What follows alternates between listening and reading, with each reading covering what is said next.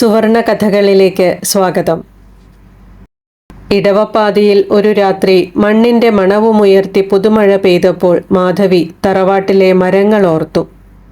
നാലുകെട്ടിന്റെ മുകളിലെ ജനലിൽ കൂടി നോക്കുമ്പോൾ മഴ തകർത്തു പെയ്യുന്നതും കാറ്റിൽ മരങ്ങളുടെ ചില്ലകൾ ഉലയുന്നതും തെങ്ങിൻ തലപ്പുകൾ ആടുന്നതും കാണാം.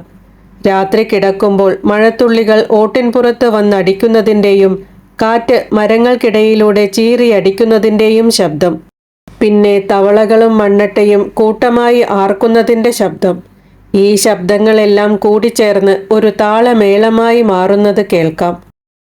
ഇതിനെല്ലാം മീതെ കടലിൻ്റെ ഇരമ്പവും. ഇവിടെ എറണാകുളത്ത് അതൊന്നുമില്ല. കടൽ വളരെ അടുത്താണെങ്കിലും അത് ഇരമ്പുന്ന ശബ്ദമില്ല, ഒരു തേങ്ങൽ മാത്രം. മഴ ഒരു റേഷൻ കടക്കാരൻ്റെ മുഖം പോലെ ഗൗരവമാർന്നതും കാര്യമാത്ര പ്രസക്തവുമാണ്. മരങ്ങൾ ഉലയുന്നത്. മരങ്ങളോ? എവിടെ മരങ്ങൾ? രവി തിരിഞ്ഞു കിടക്കുകയാണ്. ഉറങ്ങിയിട്ടില്ല. അവൾ പതുക്കെ ചോദിച്ചു, നോക്കൂ, നിങ്ങൾ ഉറങ്ങിയോ? ഇല്ല. അയാൾ പെട്ടെന്നു ഞെട്ടി. എന്താ വേണ്ടത്? അയാൾ ഒരു മയക്കത്തിലെത്തിയിരുന്നു. ഒന്നുമില്ല, ഞാൻ ഈ ശനിയാഴ്ച കോട്ടപ്പട്ടിക്ക് പോകട്ടെ. രവി എഴുന്നേറ്റ് കട്ടിലിൻ്റെ തലയ്ക്കൽ തലയിണ വെച്ച് ചാരിയിരുന്നു. എന്താ പറഞ്ഞത്? ഞാൻ കോട്ടപ്പട്ടിക്ക് പോകട്ടെ ഈ ശനിയാഴ്ച. രാത്രി ഉറങ്ങാൻ കിടക്കുമ്പോൾ മാധവി പറയുന്നത് സാധാരണ രവി ശ്രദ്ധിക്കാറില്ല. ശ്രദ്ധിച്ചാൽ തന്നെ വെറുതെ മൂളുക മാത്രം ചെയ്യും. പക്ഷേ കോട്ടപ്പട്ടിക്ക് പോകുക എന്നത് അങ്ങനെ മൂളിക്കളയേണ്ട കാര്യമല്ല. അവളുടെ ആത്മാവിൻ്റെ വിളിയാണത്, അവളുടെ തീർത്ഥാടനം. സാധാരണ അവൾ കുറച്ച് അശ്രദ്ധയായി കണ്ടാലോ കയ്യിൽ നിന്ന് പാത്രങ്ങൾ വീണുടയുന്ന ശബ്ദം കേട്ടാലോ അയാൾ തന്നെ പറയാറുണ്ട്, മാധവി, നിന്റെ തീർത്ഥാടനത്തിനുള്ള സമയമായിരിക്കുന്നു. ഇപ്രാവശ്യം അതൊന്നുമുണ്ടായില്ല. ഒരു കുപ്പിഗ്ലാസ് പോലും പൊട്ടിയിട്ടില്ല. ഒരു പക്ഷേ പെട്ടെന്ന് പെയ്ത ഈ മഴയായിരിക്കും കാരണം. പുറത്ത് ഒരു മിന്നൽ, തുടർന്ന് കനത്ത ഇടിയും. മഴ വീണ്ടും ശക്തിയായി പെയ്യുന്നു. ഉഷ്ണം ശമിപ്പിച്ചുകൊണ്ട് ജനലിലൂടെ ഒരു തണുത്ത കാറ്റ് വീശി. ഇപ്പോൾ പുതച്ചു ചുരുണ്ടുകൂടി കിടക്കാൻ എന്ത് സുഖമായിരിക്കും. നീ കടുപ്പാണ് ചെയ്യുന്നത്. എന്തേ? എന്നെ വിളിച്ചുണർത്തിയതു തന്നെ. സോറി, അവൾ പറഞ്ഞു. കിടന്നോളൂ. അവളുടെ വാക്കുകളിൽ വ്യസനമുണ്ടായിരുന്നു. അവൾക്കറിയാം, മഴയുടെ ഇരമ്പവും ഈ കാറ്റും നനച്ച രാമച്ച വിശറികൊണ്ട് വീശിത്തരുന്ന ഒരമ്മയുടെ താരാട്ടുപോലെ നമ്മെ ഉറക്കത്തിലേക്കു ക്ഷണിക്കുന്നു. മയക്കത്തിലാണ്ട ഒരാളെ വിളിച്ചുണർത്തിയത് അനീതി തന്നെയാണ്. അയാൾ കിടന്നു. മാധവിയെ കൈകൊണ്ടു വരിഞ്ഞ് കവിളിൽ ഉമ്മ വച്ചു. നീ പൊയ്ക്കോ, ഈ ശനിയാഴ്ച തന്നെ. നിങ്ങൾക്ക് ബുദ്ധിമുട്ടാവില്ലേ? ഏയ്, ഒരു ബുദ്ധിമുട്ടുമില്ല. രാവിലെ തങ്കം ചായയും പലഹാരവും ഉണ്ടാക്കും, പിന്നെ ചോറും കൂട്ടാനും ഉണ്ടാക്കി വെച്ചു പോകും. മറ്റു കാര്യങ്ങളെല്ലാം ഞാനും കുട്ടികളും കൂടി നോക്കാം. അതൊന്നും ഒരു വിഷമമാവില്ല. പിറ്റേന്നും ഉച്ചവരെ മഴ പെയ്തു. പിന്നെ പ്രതീക്ഷിച്ചതിലും നേരത്തെ എത്തിയതിലുള്ള ജാള്യത മറച്ചുവെച്ച് അസ്തമയ സൂര്യന് താഴേക്ക് ഒരു നോക്കു കാണാൻ അവസരം കൊടുത്തുകൊണ്ട് പിൻവാങ്ങുകയും ചെയ്തു. ബസ് ഇറങ്ങി ഇടവഴിയിലേക്കു തിരിയുമ്പോൾ നനഞ്ഞ മണ്ണ് മാധവിയെ എതിരേറ്റു. 4 ദിവസം മുമ്പ് പെയ്ത മഴയുടെ നനവ് ഇനിയും വിട്ടിട്ടില്ല. അവൾ ചെരിപ്പൂരി കയ്യിൽ പിടിച്ചു. നനവ് കാലിനടിയിലൂടെ അവളുടെ ഉള്ളിലാകെ പടർന്നു പിടിച്ചു. മുളങ്കാടുകൾക്കപ്പുറത്ത് മാവ് പൂത്ത വാസന. ഈ വാസന അവൾക്ക് പരിചിതമായിരുന്നു. ചെറിയ ഒരു കുട്ടിയായിരിക്കുമ്പോൾ തൊട്ട് 20 കൊല്ലത്തിനു ശേഷവും ഈ ഇടവഴിയുടെ വാസന മാറിയിട്ടില്ല. ഇനി മഴ പടർന്നു പിടിച്ചാൽ ഈ വഴിയിൽ ചീഞ്ഞ ഇലകളുടെയും ഇലഞ്ഞിപ്പൂക്കളുടെയും വാസനയുണ്ടാവും. പടിപ്പുരയുടെ അഴികൾ കവച്ചുവെച്ച് മാധവി മുറ്റത്തേക്കു കടന്നു. ശാരദേച്ചി ഉമ്മറത്തു തന്നെയുണ്ടായിരുന്നു. അവർ മുറ്റത്തേക്കിറങ്ങി വന്നു. നോക്കൂ രാമേട്ട, ഇതാരാ വന്നിരിക്കണതെന്ന്. മുണ്ടും തോളത്തിട്ട തോർത്തുമുണ്ടും വേഷം. ആര്? മാധവിയോ? എന്താ പെണ്ണെ, രവി നിന്നെ പിടിച്ചു പുറത്താക്കിയോ? മാധവിയെ അത്ര എളുപ്പമൊന്നും രവിയേട്ടൻ പുറത്താക്കില്ല, ശാരദേച്ചി പറഞ്ഞു. മുറ്റത്തെ വലിയ തുളസിത്തറയിൽ പിച്ചകം പൂത്തു നിൽക്കുന്നു. മാധവി ഉമ്മറത്തു കയറാതെ തുളസിത്തറയ്ക്കരികെ പിച്ചകത്തിന്റെ വാസന ആസ്വദിച്ചുകൊണ്ട് മുറ്റത്തു തന്നെ നിന്നു. ഈ മുത്തശ്ശി പിച്ചകം ഇപ്പോഴും പൂക്കുന്നുണ്ട് അല്ലേ? ഇനി മഴ തുടങ്ങിയാലേ അതുമ്മല് നിറയെ പൂക്കളാവും. അവൾ കുട്ടിയായിരുന്നപ്പോഴും ആ തറയിൽ പിച്ചകമുണ്ടായിരുന്നു. മുറ്റത്തിന്റെ അതിരിൽ പൂത്ത പെഗോഡ ചെടികൾ സ്വയംവരത്തിന് അണിഞ്ഞൊരുങ്ങി വന്ന രാജകുമാരന്മാരെ പോലെ നിരന്നു നിന്നു. പവിഴമല്ലിയുടെ താഴെ മുറ്റമടിച്ചു വാരുന്നതിനു മുൻപ് നിറയെ പൂക്കൾ വീണു കിടന്നിട്ടുണ്ടാകുമെന്ന് തോന്നുന്നു. ഇപ്പോൾ 4-5 പൂക്കൾ മാത്രമേയുള്ളൂ. നീ ഇങ്ങോട്ട് കയറിയിരിക്കെ, ശാരദേച്ചി പറഞ്ഞു. അവളുടെ നിൽപ്പ് കണ്ടില്ലേ? രാമേട്ടൻ പറഞ്ഞു. ഒരു കൈയിലെ ചെരുപ്പും മറ്റേ കൈയിൽ ഒരു സഞ്ചി. അവള് മുറ്റത്തു തന്നെ താമസിക്കാൻ പോവാ. അവള് പോണവരെ നമുക്ക് മുറ്റത്തൊരു ഓല ഷെഡ് ഉണ്ടാക്കി കൊടുക്കാം. മാധവി ചിരിച്ചു. ഇവിടെ ഈ പിച്ചക്കത്തിനടുത്തു മതി. അടുക്കളയുടെ ഓടിൻപുറത്ത് പുകയുടെ നേരിയ പടലങ്ങൾ. പിട്ടുണ്ടാക്കുന്നതിന്റെ വാസന മാധവിക്ക് അനുഭവപ്പെട്ടു. ഉണക്കലരിയുടെ പൊടി വറുത്ത് തേങ്ങയോടൊപ്പം ആവിയിൽ വേവുന്ന വാസന. അവൾ മൂക്കു വിടർത്തി പിടിച്ചു. പിട്ട്, മാധവി പറഞ്ഞു. കയ്യിലുള്ള ചെരുപ്പ് ഒതുക്കുകല്ലിൽ വെച്ച സഞ്ചിയുമായി അവൾ ധൃതിയിൽ ഉമ്മറത്തേക്കു കയറി തളത്തിലൂടെ അടുക്കളയിലേക്കു നടന്നു. പിന്നാലെ ഒരു വലിയ ഘോഷയാത്രയും ഒപ്പം കൂടി.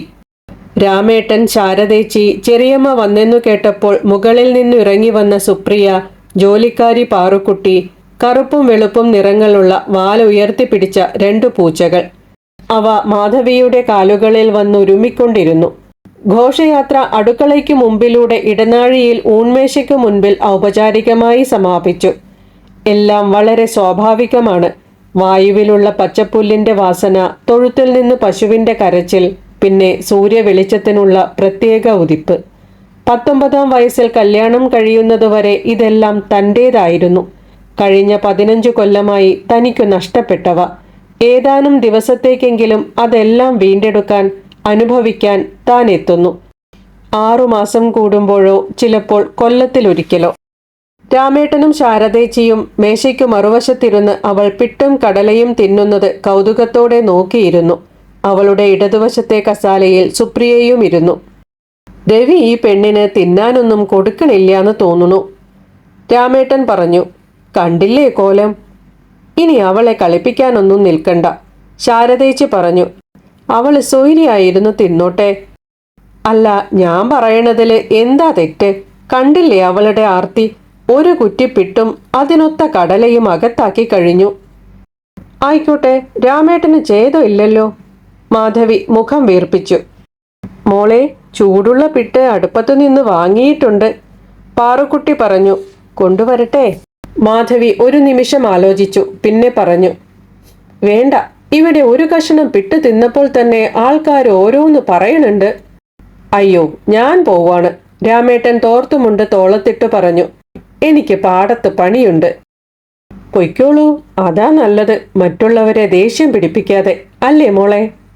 സുപ്രിയയെ നോക്കിയാണ് അവൾ പറഞ്ഞത്. അവളുടെ മുഖം കൗതുകമുള്ളതായിരുന്നു. കൈമുട്ടുകൊണ്ട് മുഖം താങ്ങി അവൾ ചെറിയമ്മയെ നിർനിമേഷയായി നോക്കിയിരിക്കുകയായിരുന്നു. അച്ഛൻ ചെറിയമ്മയെ കളിപ്പിക്കുന്നതൊന്നും അവൾക്കിഷ്ടപ്പെട്ടില്ല. അവൾക്ക് കുറച്ചൊരു വിഷമമുണ്ടായിരുന്നു. അതുകൊണ്ട് ചെറിയമ്മ അല്ലേ മോളെ എന്ന് ചോദിച്ചപ്പോൾ അവൾ വേഗം തലയാട്ടി. മാധവി സഞ്ചിയിൽ നിന്ന് ഒരു കടലാസു പെട്ടിയെടുത്ത് അവളുടെ നേരെ നീട്ടി. ഇതെന്താണെന്ന് പറയൂ. എനിക്കറിയാം. അവൾ കടലാസു പെട്ടി തുറന്ന് അതിനുള്ളിലെ പാവക്കുട്ടിയെ പുറത്തെടുത്തു. അവളുടെ മുഖം വികസിച്ചു. അവൾ പാവയെ മേശമേൽ കിടത്തി നോക്കി. ഉണ്ട്, കണ്ണടയ്ക്കുന്നുണ്ട്. അവൾ അല്ലെങ്കിലേ 4 കുട്ടികളെയും വെച്ച് പ്രാരാബ്ധക്കാരിയായി കഴിയാണ്. ഇനി ഒരു കുട്ടിയും കൂടി ആയാൽ എങ്ങനെയാ കൊണ്ട് നടക്കുവാന്ന് ദൈവത്തിന് മാത്രം അറിയാം, രാമേട്ടൻ പറഞ്ഞു. സുപ്രിയ ഓടിപ്പോയി 4 പാവക്കുട്ടികളുമായി തിരിച്ചു വന്നു. 5 പേരെയും അവൾ മേശമേൽ നിരത്തിയിരുത്തി. തുടുത്ത കവിളുമായി എല്ലാം അവളുടെ മക്കളെപ്പോലെ തോന്നിച്ചു. സുപ്രിയെ, നമുക്ക് മഞ്ചാടിക്കുരു പെറുക്കാൻ പോവാ. സുപ്രിയ തലയാട്ടി. മാധവി, നിനക്ക് നെയ്മീൻ മതിയോ? മത്സ്യക്കാരി ഉമ്മ കൊണ്ടുവന്നിട്ടുണ്ട്, ശാരദേച്ചി ചോദിച്ചു. മതി ചേച്ചി, വറുത്താൽ മതി. ആ കുട്ടിക്ക് നെയ്മീൻ വറുത്തതാ എപ്പോഴും ഇഷ്ടം, പാറുക്കുട്ടി മോണ കാട്ടി ചിരിച്ചുകൊണ്ട് പറഞ്ഞു. ചെറിയമ്മ വരൂ. സുപ്രിയ അവളുടെ പുതിയ കുട്ടിയെയും ഒക്കത്തു വെച്ച് വാതിൽക്കൽ കാത്തുനിന്നു. ഇതാ വരുന്നു. സുപ്രിയ മുമ്പിലും മാധവി പിന്നിലുമായി പറമ്പിലൂടെ നടന്നു. നടക്കുമ്പോൾ പുല്ലിലുള്ള പച്ചപ്പയ്യുകൾ ഓടി. ഇന്നാളൊരു പച്ചപ്പയ്യ് വീട്ടിന്റെ ഉള്ളിൽ വന്നു, സുപ്രിയ പറഞ്ഞു.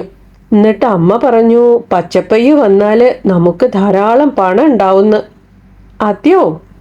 ആ, പക്ഷേ നമ്മൾ വീട്ടിൽ പിടിച്ചിട്ടിട്ട് കാര്യമില്ല, അതിന് തോന്നിയിട്ട് വരണം.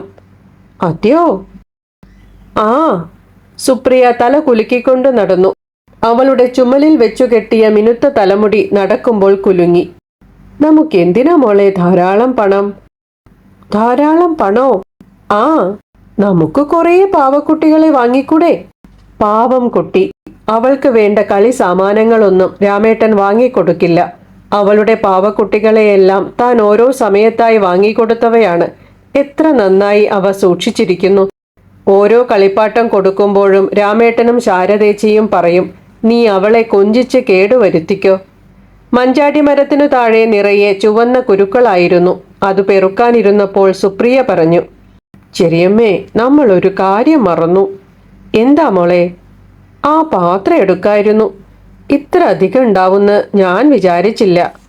സാരില്ല, നമുക്കൊരു വാഴയില ചീന്തി അതിലിടാം. തൊടിയിൽ നിറയെ മരങ്ങളായിരുന്നു. മാവ്, പ്ലാവ്, പുളി, ഇലഞ്ഞി, തേക്ക്. മാധവി മുത്തശ്ശിയെ ഓർത്തു. സുപ്രിയയുടെ പ്രായത്തിൽ എന്നും രാവിലെ അവളും മുത്തശ്ശിയും തൊടിയിൽ നടക്കാനിറങ്ങും. മരങ്ങൾക്കിടയിലൂടെ ഓരോ മരവും ചെടിയും പരിശോധിക്കും. പച്ചക്കറിത്തോട്ടത്തിലുണ്ടായ ഓരോ കൂമ്പും മൊട്ടും നോക്കും. ആ 2 ഏക്കർ പറമ്പിലെ ഓരോ പാഴ്ചെടി പോലും മുത്തശ്ശിക്ക് മനഃപാഠമാണ്. ഒരിക്കൽ രാവിലത്തെ യാത്ര കഴിഞ്ഞ് തിരിച്ച് വീട്ടുമുറ്റത്തെത്തിയപ്പോൾ കണ്ടത് കോടാലിയും ഈർച്ചവാളും പിടിച്ച 2 പേരാണ്. പറമ്പിൽ തെങ്ങുകൾക്കിടയിലുള്ള മരങ്ങൾ ചിലതെല്ലാം പാഴ്മരങ്ങളാണ്. മുറിപ്പിക്കാൻ അച്ഛൻ ഏർപ്പാട് ചെയ്തവരായിരുന്നു അത്. സംഗതി അറിഞ്ഞപ്പോൾ മുത്തശ്ശി ക്ഷോഭിച്ചു. ഈ പറമ്പിൽ നിന്ന് ഒരു മരവും മുറിക്കില്ല. മരം നട്ടുപിടിപ്പിച്ചാൽ മാത്രം മതി, മുറിക്കുകയൊന്നും വേണ്ട. പക്ഷെ അമ്മേ, ഈ മരമൊക്കെ മുറിച്ചു കളഞ്ഞാല് ഇപ്പൊ കിട്ടണതിന്റെ ഇരട്ടി തേങ്ങ കിട്ടും. അച്ഛൻ അമ്മായി അമ്മയെ പ്രീണിപ്പിക്കാൻ നോക്കി. വേണ്ട വേണ്ട, ഇപ്പൊ കിട്ടണ തേങ്ങ എന്നെ മതി. മുത്തശ്ശിയുടെ ദേഷ്യം കണ്ടപ്പോൾ അച്ഛനു ചിരി വന്നു. അച്ഛൻ ഉറക്കെ ചിരിച്ചുകൊണ്ട് പറഞ്ഞു, ശരി അമ്മേ, ഒന്നും വെട്ടുന്നില്ല. പണിക്കാരെ വിട്ടപ്പോൾ അവരെ തിരിച്ചു വിളിച്ച് പകുതി ദിവസത്തെ കൂലി കൊടുക്കാൻ മുത്തശ്ശി അച്ഛനോട് ആവശ്യപ്പെട്ടു. താൻ മരിച്ചാൽ ദഹിപ്പിക്കാൻ മാവൊന്നും വെട്ടരുത്, പുറത്തുനിന്ന് വിറകു വാങ്ങിയാൽ മതിയെന്ന് ഏൽപ്പിച്ചിരുന്നുവത്രേ മുത്തശ്ശി. എന്താ ചെറിയമ്മ ആലോചിക്കണത്? മാധവി തിരിച്ചു വന്നു. ഞാൻ എൻ്റെ മുത്തശ്ശിയെപ്പറ്റി ഓർക്കുമായിരുന്നു. നീ കണ്ടിട്ടില്ല, ഉമ്മറത്ത് ഫോട്ടോ വലുതാക്കി വെച്ചിട്ടില്ലേ ആ മുത്തശ്ശി. ആ മുത്തശ്ശിയുടെ പേരക്കുട്ടികളാണ് നിന്റെ അമ്മയും ഞാനും. മുത്തശ്ശി തൊട്ട് എല്ലാവർക്കും പെൺമക്കളെ ഉണ്ടായിട്ടുള്ളൂ. മുത്തശ്ശിക്ക് 2 പെൺമക്കൾ, അവർക്കും ഓരോ പെൺമക്കൾ. അതാണ് നിന്റെ അമ്മയും ഞാനും. ഞാനായിട്ടേ അത് തെറ്റിച്ചത്.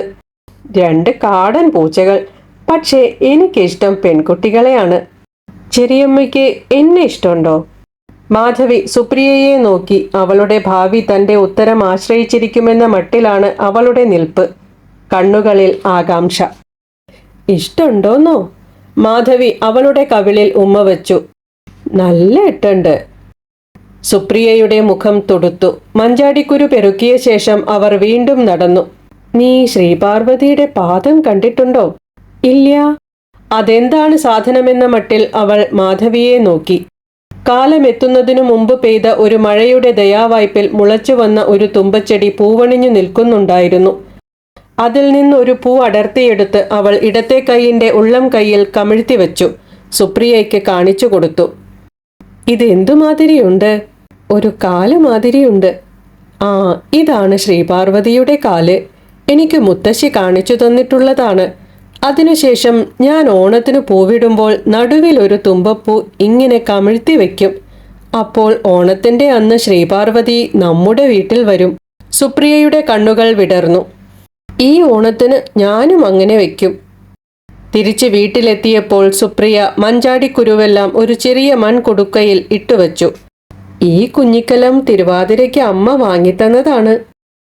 ആ കുടുക്കയിൽ 3/4 ഭാഗത്തോളം ചുവന്ന മഞ്ചാടി വിത്തുകൾ ഉണ്ടായിരുന്നു. അവൾ വേറൊരു കുഞ്ഞിക്കലം മാധവിക്കു കാണിച്ചു കൊടുത്തു. അതിൽ നിറയെ കുന്നിക്കുരുക്കളായിരുന്നു.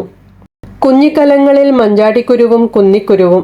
കിടന്നാൽ കണ്ണടയ്ക്കുന്ന പാവകൾ. സുപ്രിയയുടെ ലോകം വളരെ മനോഹരമായിരുന്നു. ഒരു നിമിഷത്തേക്ക് മാധവിക്ക് അവളോട് അസൂയ തോന്നി. ഓട്ടിൻപുറത്ത് ചരൽക്കല്ല് വാരിയെറിയുന്ന പോലെ കനത്ത തുള്ളികൾ പതിച്ചു. കാറ്റിൽ മരങ്ങളുടെ കൊമ്പുകൾ ഉലഞ്ഞു. കവുങ്ങിൻ തലകൾ ആടി. ബിലാത്തി ചേമ്പിന്റെ ഇലകൾ ഒരു പശുവിന്റെ തല പോലെ ആടി.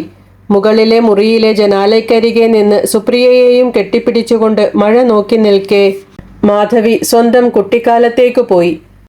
വാർണിഷിന്റെ വാസനയുള്ള തട്ടിട്ട മുറികൾ, വീട്ടിയിൽ കടഞ്ഞെടുത്ത കാലുകളുള്ള കട്ടിലുകൾ, മേശകൾ, നിറയെ ചിത്രങ്ങളും പ്രതിമകളുമുള്ള പൂജാമുറി. അതിനുമപ്പുറത്ത് മച്ച്, വലിയ മരപ്പെട്ടിയിൽ നിറച്ച അരി.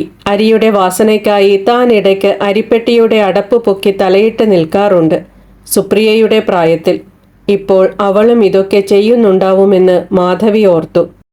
എന്താ ചെറിയമ്മേ മോളും ഇവിടെ ചെയ്യണത്? ഞാൻ ചോട്ടില് മുഴുവൻ തിരഞ്ഞു നിങ്ങളെ, ശാരദേച്ചി കോണി കയറിക്കൊണ്ട് പറഞ്ഞു. ഒന്നുമില്ലാമ്മേ, ഞങ്ങള് മഴ കാണുക. ശാരദേച്ചി വന്ന് ജനലിനരികിൽ നിന്നു. അവരും മഴ ആദ്യം കാണുന്നത് പോലെ പുറത്തേക്ക് നോക്കി നിന്നു.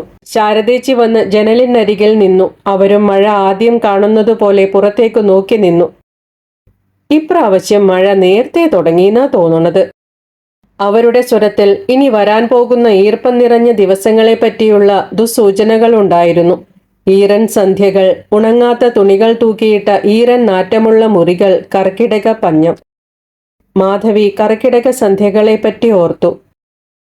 സംക്രാന്തി ദിവസം പാറുക്കുട്ടി പഴയ മുറത്തിൽ കരിപ്പൊടി കൂട്ടിക്കുഴച്ച ചോറുരുളയും പൊട്ടിയ കലവും മറ്റുമായി വീട്ടിനകത്തും പുറത്തും പൊട്ടിപ്പോ ശിവോതി വാ എന്നു പറഞ്ഞുകൊണ്ട് കത്തിച്ച ചൂട്ടും വീശി ഓടുന്നു. താനും ശാരദേച്ചിയും കുട്ടികളായിരുന്നപ്പോൾ പാറുക്കുട്ടിയുടെ പിന്നാലെ ഓടിയിരുന്നു.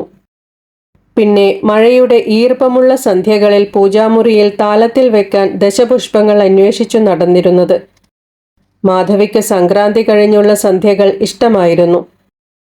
മരങ്ങളുടെ ഇലകൾ പോലും ഇളകാതെ നിൽക്കുന്ന പ്രശാന്തത, മഴക്കാറുണ്ടെങ്കിലും മായാതെ നിൽക്കുന്ന നാട്ടുവെളിച്ചം, അകലെ കാവിൽ നിന്നു കേൾക്കുന്ന ഉടുക്കിന്റെ ശബ്ദം, ഇവയുടെയെല്ലാം നൈർമല്യം അവളുടെ ജീവിതത്തെ സ്വാധീനിച്ചിരുന്നു.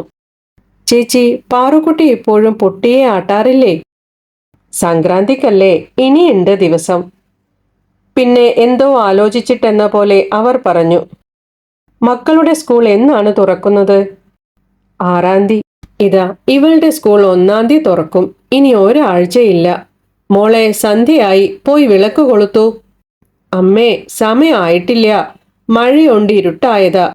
ഞാൻ ചെറിയമ്മയുടെ അടുത്ത് നല്ല സുഖത്തിലിരിക്കുക. അവൾ ചെറിയമ്മയോട് കൂടുതൽ ചേർന്നിരുന്നു. ചെറിയമ്മയുടെ കുട്ടിയാ അല്ലേ? മാധവി അവളെ ചേർത്തു പിടിച്ച് കൊഞ്ചിച്ചു. ഓ, കേൾക്കണ്ട. പുറത്ത് മഴ തകർത്ത് പെയ്യുകയാണ്. 3 പേരും ഒന്നും സംസാരിക്കാതെ പുറത്തേക്ക് നോക്കിയിരുന്നു. മാധവി ഓർത്തു, എറണാകുളത്ത് മഴ എത്ര നിർവികാരമാണ്. ഒരു പിശുക്കന്റെ ദാനം പോലെയാണ്. ഈ സുലഭത ഒരിക്കലും അവിടെ കാണുകയില്ല. മോളെ, പോയി വിളക്ക് കൊളുത്തു, ശാരദേച്ചി വീണ്ടും പറഞ്ഞു. സുപ്രിയ എഴുന്നേറ്റ് കോണി ഇറങ്ങിപ്പോയി.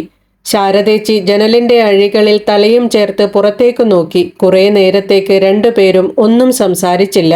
പിന്നെ ശാരദേച്ചി പറഞ്ഞു, നീ എന്തിനാ രവിയേട്ടനെയും കുട്ടിയോളെയും അവിടെ തന്നെ ആക്കിയിട്ട് ഇങ്ങോട്ട് പോന്നത്? എന്തിനാണ് വന്നത് തനിക്കു തന്നെ അറിയില്ല. നമ്മൾ ഇമാതിരി മഴയുള്ള ദിവസങ്ങളിലെ ഈ ജനലിന്റെ അടുത്തിരുന്ന് കൊത്തങ്കല്ലാടിയത് ശാരദേച്ചിക്ക് ഓർമ്മയുണ്ടോ? എനിക്കറിയാം നീ എന്തിനാ വന്നതെന്ന്, ശാരദേച്ചി പറഞ്ഞു. ചേച്ചിക്ക് ഓർമ്മയുണ്ടോ?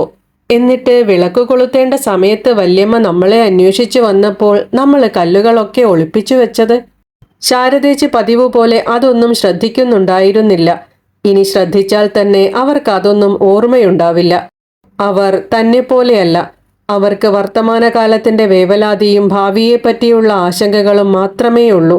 തനിക്കാകട്ടെ അതു കാണുന്നത് രസമാണു താനും. ശാരദേച്ചിയെ ശാരദേച്ചിയായി കാണാൻ തന്നെയാണ് തനിക്കിഷ്ടം. നിന്റെ അമ്മയ്ക്ക് തൃശ്ശൂര് വീടെടുക്കണമെന്ന് പറഞ്ഞപ്പോ പടിഞ്ഞാറ്റിലെ പാടങ്ങൾ വിറ്റിട്ടേ പണം ഉണ്ടാക്കിയത്. അന്ന് മുത്തശ്ശി പ്രത്യേകം പറഞ്ഞതാ ഈ വീടും പറമ്പുമൊക്കെ ഭാർഗവിക്കാണെന്ന്. ശാരദേച്ചി തുടർന്നു. മുത്തശ്ശി ഒന്നും എഴുതി വയ്ക്കാതെ മരിച്ചുപോയി. പിന്നെ അമ്മയും നേരത്തെ മരിച്ചു. 48-ാം വയസ്സിലാ അമ്മ മരിച്ചത്. പിന്നെ അച്ഛനും പെട്ടെന്ന് മരിച്ചു. ഞാൻ ഒറ്റയ്ക്കായി. പാരമ്പര്യം നോക്കിയാൽ എൻ്റെ കഥയും എപ്പോഴാ കഴിയാന്നറിയില്ല. എൻ്റെ മോളുടെ സ്ഥിതി എന്താവുമാവോ? ചേച്ചി അങ്ങനെ മരിക്കാനൊന്നും പോണില്ല, മാധവി പറഞ്ഞു. ചേച്ചി മുത്തശ്ശിയുടെ മാതിരി വയസ്സായിട്ടേ മരിക്കൂ. ദീപം, ദീപം. ചുവട്ടിൽ നിന്നും സുപ്രിയയുടെ ശബ്ദം കേട്ടു. കോണിക്കൂട്ടിലൂടെ വെളിച്ചത്തിന്റെ വലയം ഉയർന്നു വന്നു. വിളക്കിന്റെ നാളത്തിനു പിന്നിൽ സുപ്രിയയുടെ കൗതുകമാർന്ന മുഖം. ചെറിയമ്മേ, ദീപം. അവൾ ചെറിയമ്മയെ വിളക്കു കാണിക്കാൻ വേണ്ടി കോണി കയറി വന്നതാണ്. വെളിച്ചം തുടിച്ചു നിൽക്കുന്ന ആ ഓമന മുഖം കണ്ടപ്പോൾ തന്റെ ജീവിതം ധന്യമായെന്ന് മാധവിക്ക് തോന്നി. അവൾ എഴുന്നേറ്റ് തൊഴുതു. മോളെ, ഞാൻ കണ്ടു. പിന്നെ മനസ്സിൽ മന്ത്രിക്കുകയും ചെയ്തു. ദീർഘായുസ്സായി ഇരിക്കട്ടെ മോളെ. ഇന്നും രാത്രി കരണ്ട് ഉണ്ടാവില്ലാന്ന് തോന്നുന്നു, ശാരദേച്ചി വിളിച്ചു പറഞ്ഞു. മോളെ, ആ പാനീസും മേശവിളക്കും കത്തിച്ചോളൂ. ചുറ്റും ഇരുട്ടു വന്നു നിറഞ്ഞത് മാധവി അപ്പോഴാണ് ശ്രദ്ധിച്ചത്. പുറത്ത് മഴയുടെ ശക്തി കുറഞ്ഞു. രാമേട്ടൻ എപ്പോഴാ വരുവാ? രാമേട്ടൻ അമ്പലത്തിലെ കാര്യങ്ങളും നാട്ടുകാര്യങ്ങളും ഒക്കെ നോക്കി വരുമ്പോൾ 8 മണിയാവും. ചേച്ചി, നമുക്ക് താഴത്തു പോകാം. അവിടെ പാറുക്കുട്ടിയും മോളും മാത്രല്ലേ ഉള്ളൂ. കോണി ഇറങ്ങുമ്പോൾ സുപ്രിയ ഉച്ചത്തിൽ നാമം ചൊല്ലുന്നത് കേട്ടു. നമശിവായ, നാരായണായ നമ, അച്യുതായ നമ. സുപ്രിയ നാമമുറിയിൽ ചമ്രം പടിഞ്ഞിരുന്ന നാമം ചൊല്ലുകയാണ്. നെറ്റിയിൽ ചെറിയ ഭസ്മക്കുറി. മുമ്പിലുള്ള നിലവിളക്ക് അവളുടെ നിഴൽ പിറകിലെ ചുമരിൽ വലുതാക്കി കാണിച്ചു. ഭാവിയിലേക്കുള്ള ഒരെത്തിനോട്ടം പോലെ. മുമ്പിൽ ഒരു ചെറിയ പീഠത്തിൽ ശ്രീകൃഷ്ണന്റെ നീല നിറമുള്ള വിഗ്രഹത്തിൽ പുതിയ പിച്ചകമാല അണിയിച്ചിരിക്കുന്നു. പിന്നിൽ നിറയെ ഭഗവാന്മാരുടെയും ഭഗവതികളുടെയും ചിത്രങ്ങൾ. ചന്ദനത്തിരിയുടെ വാസന. മാധവി സുപ്രിയയുടെ അടുത്തിരുന്നു. എറണാകുളത്ത് ഈ അന്തരീക്ഷം ഒരിക്കലും ഉണ്ടാക്കാൻ പറ്റില്ല. കോൺക്രീറ്റ് ഇട്ട മുറികൾ തീരെ വികാരസ്പർശമില്ലാത്തവയാണ്. അവിടെ ആത്മീയതയ്ക്കു സ്ഥാനമില്ല. ഒരു നാമമുറി ഉണ്ടാക്കാനും തൻ്റെ മക്കളെ സന്ധ്യയ്ക്ക് പിടിച്ചിരുത്തി നാമം ജപിപ്പിക്കാനും മെനക്കെടാത്തതിൻ്റെ കാരണം അതാണ്. രണ്ടാമത് ആൺകുട്ടികൾ. അവരെ സന്ധ്യയ്ക്ക് കിട്ടിയെങ്കിലല്ലേ. മാധവി കുറേ നേരം കണ്ണടച്ചിരുന്നു. പളുങ്കുമണികളുടെ നാദം പോലെ സ്ഫുടതയുള്ള ശബ്ദം കാതിൽ വന്നലയ്ക്കുവോളം അവൾ കണ്ണടച്ചു തന്നെയിരുന്നു. അവൾ കുട്ടിക്കാലത്ത് മുത്തശ്ശി ജീവിച്ചിരുന്ന കാലത്തേക്ക് ഊളിയിടുകയായിരുന്നു. താനും ശാരദേച്ചിയും കൂടിയിരുന്ന് നാമം ചൊല്ലിയിരുന്നത്, ചുവരിലെ നിഴലുകൾ നിലവിളക്കിന്റെ നാളം ഇളകുന്നതിനോടൊപ്പം നൃത്തം വയ്ക്കുന്നത്, കർപ്പൂരത്തിന്റെയും എണ്ണയുടെയും ചന്ദനത്തിരിയുടെയും വാസന പുറത്തെ ഈറനായ കർക്കിടക സന്ധ്യകളുടെ അസ്വാസ്ഥ്യം മായ്ച്ചു കളഞ്ഞിരുന്നു.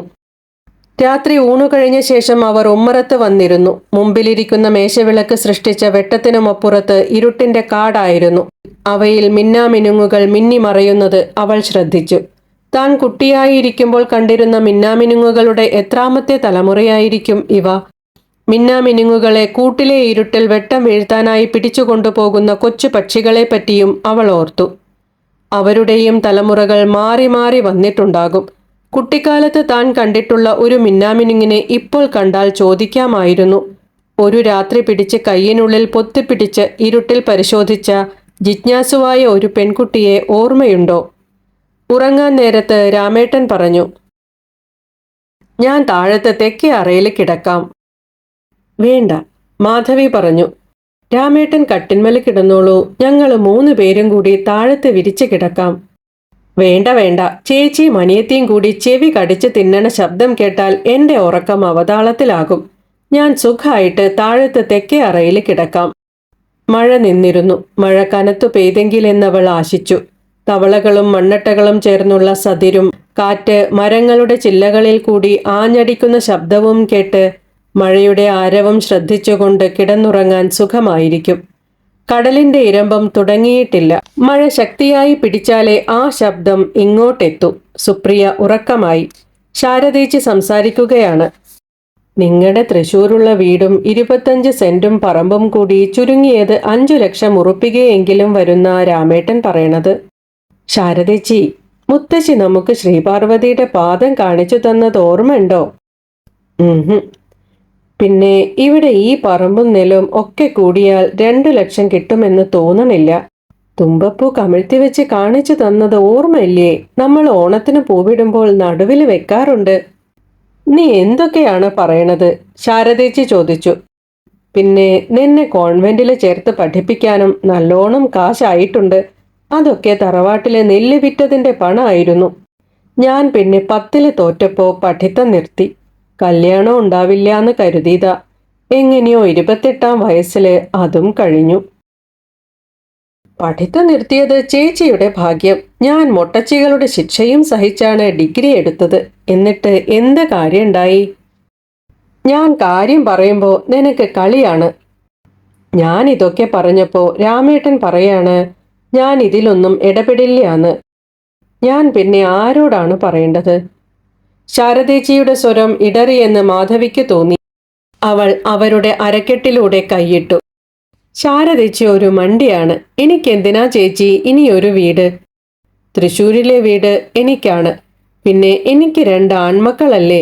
കൂടുതൽ വീടുകൾ വേണമെങ്കിൽ അവരുണ്ടാക്കിക്കോട്ടെ. ഈ വീടും പറമ്പും നെല്ലും ഒക്കെ ശാരദേച്ചിയുടെ തന്നെയാണ്. അതെല്ലാം സുപ്രിയയ്ക്കുള്ളതാണ്. സുപ്രിയ എന്റെ മോള് തന്നെയല്ലേ? മോളെപ്പറ്റി പറഞ്ഞപ്പോഴാണ് നാളെ ഞാൻ അവളെ എറണാകുളത്ത് കൊണ്ടുപോവാണ്. സ്കൂൾ തുറക്കണേന്റെ മുമ്പേ രവിയേട്ടൻ കൊണ്ടുവന്നാക്കും. എന്നാ പിന്നെ അത് അങ്ങടെ എഴുതി രജിസ്റ്റർ ചെയ്താൽ എന്താ തരക്കേട്? മാധവി ആലോചിച്ചു. ശരിക്കു പറഞ്ഞാൽ അതാണ് ഏറ്റവും നല്ലത്. ഇനി വരാൻ പോകുന്ന തലമുറ എങ്ങനെയാവുമെന്നൊന്നും പറയാൻ വയ്യ. അപ്പോൾ സന്തോഷത്തിലിരിക്കുന്നവർ ജീവിച്ചിരിക്കെ തന്നെ കാര്യങ്ങളെല്ലാം തീർത്തുവയ്ക്കുകയാണ് നല്ലത്. പക്ഷേ അങ്ങനെ ചെയ്താൽ പിന്നെ ഒന്നും പഴയ മട്ടിലാവില്ലെന്ന തോന്നൽ. തനിക്ക് ഇവിടെ വന്ന് സ്വാതന്ത്ര്യത്തോടെ പെരുമാറാനാവില്ലെന്നും ശാരദേച്ചിയുടെയും മറ്റും സ്നേഹം നഷ്ടമാവുമെന്നും ഉള്ള ഭയവും. ആ പഴയ വീട്ടിൽ ജീവിച്ചു മൺമറഞ്ഞ തന്റെ കാരണവന്മാരും മുത്തശ്ശിയും തന്നെ ഉപേക്ഷിക്കുമോ എന്ന സംശയം. വീടിന്റെ പൗരാണികത അവൾ ഇഷ്ടപ്പെട്ടിരുന്നു. ശാരദേച്ചി കരയണ്ട, മാധവി അവരെ അടുപ്പിച്ചുകൊണ്ട് പറഞ്ഞു. ഞാൻ നാളെ പോണ വഴിക്ക് വീട്ടിൽ പോയി അമ്മയും അച്ഛനെയും കാണാം. അച്ഛനോട് കഴിയണ വേഗത്തില് ഇതെല്ലാം ചേച്ചിയുടെ പേരിലാക്കാൻ പറയാം. നീ ഒന്നും പറയാൻ പോണ്ട, അവർ പറഞ്ഞു. അച്ഛൻ മരിച്ചതിനു ശേഷം ചെറിയച്ഛനാ എന്റെ കാര്യങ്ങളൊക്കെ നോക്കിയിരുന്നത്. നന്ദികേട് എന്ന് വിചാരിക്കും. ഇല്ല, ചേച്ചി പറഞ്ഞതായി പറയണില്ല, പോരെ? ഞാൻ എന്റെ ഇഷ്ടത്തിന് പറയാണെന്ന് പറയാം. ഇതൊക്കെ മുമ്പേ തന്നെ ശരിയാക്കായിരുന്നു. പക്ഷേ അങ്ങനെ ചെയ്താൽ ഒന്നും പഴയ മട്ടിലാവില്ല എന്ന് തോന്നുക. അല്ലെങ്കിൽ ചേച്ചിക്ക് അതൊന്നും മനസ്സിലാവില്ല. ശാരദേച്ചി ഒന്നും പറഞ്ഞില്ല. കുറച്ചുനേരം അവർ സംസാരിക്കാതെ നിന്നു. പിന്നെ ശാരദേച്ചി ഉറങ്ങിയെന്ന് മാധവിക്ക് മനസ്സിലായി. അവൾ കുറെ നേരം മരിച്ചുപോയവരെ പറ്റിയെല്ലാം ഓർത്തു. സ്നേഹം എന്തെന്ന് അവളെ പഠിപ്പിച്ചത് അവരായിരുന്നു. ഇന്നും ആ വീടിന്റെ ഇടനാഴിയിലൂടെ നടക്കുമ്പോൾ അവരുടെ കാരുണ്യമുള്ള നോട്ടങ്ങൾ തന്നിൽ പതിയുന്നതായി അവൾക്ക് തോന്നാറുണ്ട്, പ്രത്യേകിച്ചും മുത്തശ്ശിയുടെ. കുഞ്ഞിക്കിളികളുടെ ശബ്ദം കേട്ടാണ് മാധവി ഉണർന്നത്. ആ ശബ്ദം ജനലിന് തൊട്ടു പുറത്താണെന്ന് തോന്നി. മുറ്റത്തെ മാവിന്മേലായിരിക്കും. ആ ശബ്ദത്തിൽ ആക്ഷേപമുണ്ട്, ആകാംക്ഷയുണ്ട്, അഭിനന്ദനങ്ങളുണ്ട്, സ്നേഹമുണ്ട്, വെറുപ്പുണ്ട്. ഈ ശബ്ദങ്ങളെല്ലാം വേർതിരിച്ചെടുക്കാൻ അവൾ കുട്ടിക്കാലത്ത് ശ്രമിക്കാറുണ്ട്. പക്ഷേ ഒരിക്കലും കഴിഞ്ഞില്ല. ഒരു ശബ്ദം മറ്റൊരു ശബ്ദത്തിന്റെ അനുബന്ധമായി, ഒരു സംഗീതമായി കാതിൽ വന്നലയ്ക്കുകയാണ്. ഇടയ്ക്കിടെ മറ്റു പല പക്ഷികളുടെയും ശബ്ദങ്ങൾ ഈ സംഗീതത്തിന് മാറ്റുകൂട്ടി. ഈ സംഗീതവും ശ്രദ്ധിച്ചുകൊണ്ട് അവൾ വീണ്ടും ഉറക്കത്തിലേക്ക് വഴുതി വീണു. പിന്നെ എഴുന്നേറ്റപ്പോൾ കാക്കകളുടെ കരച്ചിലാണ് കേൾക്കുന്നത്. അവസാനം എത്തുന്നവർ അവരാണെന്ന് തോന്നുന്നു. എറണാകുളത്തേക്ക് പോകുന്നതിനെപ്പറ്റി ശാരദേച്ചി സുപ്രിയയോട് പറഞ്ഞെന്ന് തോന്നുന്നു. രാവിലെ മാധവി താഴത്തിറങ്ങി വന്നപ്പോഴേക്കും അവളുടെ കുളി കഴിഞ്ഞിരുന്നു. അവൾ ചുവന്ന പൂക്കളുള്ള പട്ടിന്റെ ഉടുപ്പിട്ടിരുന്നു.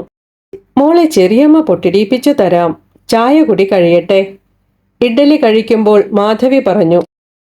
ഞാൻ ഇന്നലെ ഒരു കാര്യം പറയാൻ വിട്ടുപോയി. എന്താണത്? ശാരദേച്ചി ചോദിച്ചു. എനിക്ക് രാവിലെ പൊടിയരിക്കഞ്ഞിയും ചമ്മന്തിയും വേണമെന്ന്. ഓ, രാവിലെ കഴിക്കാൻ കണ്ട ഒരു സാധനം. ചേച്ചിക്ക് ഓർമ്മയുണ്ടോ നമ്മൾ രാവിലെ നിലത്തിരുന്നോണ്ട് പൊടിയരിക്കഞ്ഞി കുടിച്ചിരുന്നത്? പ്ലാവില കൂട്ടി കോരികയാക്കിയിട്ട്. അന്ന് ഈ മേശയൊന്നും ഉണ്ടായിരുന്നില്ല. ചേച്ചിക്ക് അന്ന് ഇഷ്ടല്ല കഞ്ഞി. ആദ്യം വെള്ളം കുടിച്ച് വറ്റിക്കും, എന്നിട്ട് ചമ്മന്തി കൂട്ടി ചോറാക്കി ഉണ്ണും. ഒരു 20 തേങ്ങ പൊളിച്ച് കെട്ടിവെച്ചിട്ടുണ്ട്. ചുമരരുകിൽ വെച്ച സാമാന്യം വലിയ സഞ്ചി ചൂണ്ടിക്കാട്ടി ശാരദേച്ചി പറഞ്ഞു. പിന്നെ 2 കടച്ചക്കണ്ട്, കുറച്ച് മുരിങ്ങാക്കായ, 4-5 വണ്ണൻകായ, ഒരു കുപ്പി കടുമാങ്ങ. രവിയേട്ടനും കുട്ടികൾക്കും നല്ല ഇഷ്ടാണ്. രാവിലെ ഭാര്യയും ഭർത്താവും കൂടി കെട്ടുനിറയ്ക്കലായിരുന്നു അല്ലേ? എന്നെ കൊണ്ട് വയ്യ ഇതൊക്കെ ഏറ്റി നടക്കാൻ. തൃശ്ശൂര് വരെ ഞാൻ ഇതൊക്കെ എത്തിച്ചു തരാം, രാമേട്ടൻ പറഞ്ഞു. ഒരു കുപ്പി പശു നെയ്യ് ഇരിക്കണുണ്ട്, അതും എടുത്തു വെക്കട്ടെ? ശാരദേച്ചി ചോദിച്ചു. മാധവി ചിരിച്ചു. താൻ വന്നു പോകുമ്പോൾ എപ്പോഴും ഇങ്ങനെയാണ്. എത്ര സാധനങ്ങൾ എടുത്തു വച്ചാലും ശാരദേച്ചിക്ക് മതിയാവില്ല. അതുപോലെ അവർ എറണാകുളത്ത് വരുമ്പോഴും എന്തൊക്കെ സാധനങ്ങൾ ഏറ്റിയിട്ടാണ് വരിക. അനിയത്തിക്കു കൂടി വിധിച്ചിട്ടുള്ള സാധനങ്ങളാണ് ഇതൊക്കെയെന്നും അവ താൻ ഒറ്റയ്ക്ക് അനുഭവിക്കുന്നത് ശരിയല്ലെന്നും ഉള്ള തോന്നലാണ് ഇതിനു പിന്നിൽ. പാവം സ്ത്രീ. പശു നെയ്യൊന്നും വേണ്ട, അവിടെ രവിയേട്ടൻ അല്ലെങ്കിലേ പ്രഷറൊക്കെ ഉണ്ട്. കൊണ്ടോയാൽ ഒക്കെ വാരി തിന്നും ചെയ്യും. ചായകുടി കഴിഞ്ഞ ശേഷം മാധവി സുപ്രിയയെ അണിയിച്ചൊരുക്കി. തലമുടി 2 ഭാഗത്തായി റിബൺ കൊണ്ട് കെട്ടിക്കൊടുത്തു. മുഖത്തു പൗഡർ ഇട്ടു, കണ്ണെഴുതി, ഒരു കുഞ്ഞി പൊട്ടും തൊട്ടുകൊടുത്തു. എന്റെ മോളൊരു രാജകുമാരിയായിട്ടുണ്ടല്ലോ, രാമേട്ടൻ പറഞ്ഞു. പാദസരം ഇടാൻ വേണ്ടി സുപ്രിയയെ ഒരു സ്റ്റൂളിലിരുത്തി. മാധവി നിലത്തിരുന്ന് പാദസരം ഓരോന്നായി കെട്ടിക്കൊടുത്തു. ചന്തമുള്ള വെളുത്തു തുടുത്ത കാലുകൾ, ഭംഗിയുള്ള വിരലുകൾ. ശ്രീപാർവതിയുടെ പാദം നീ കണ്ടിട്ടുണ്ടോ? മാധവി ചോദിച്ചു. തുമ്പപ്പൂവല്ലേ? അല്ല, ഇതാ. പാദസരങ്ങളിട്ട ഒരു ജോഡി കാലുകൾ തൊട്ടുകൊണ്ട് മാധവി പറഞ്ഞു. ഇതാണ് ശ്രീപാർവതിയുടെ പാദങ്ങൾ. അവൾ കുനിഞ്ഞു നിന്ന് ആ കൊച്ചു കാലുകളിൽ ചുംബിച്ചു. മറ്റൊരു കഥയുമായി വീണ്ടും കാണാം. പ്രതീക്ഷയോടെ. നന്ദി.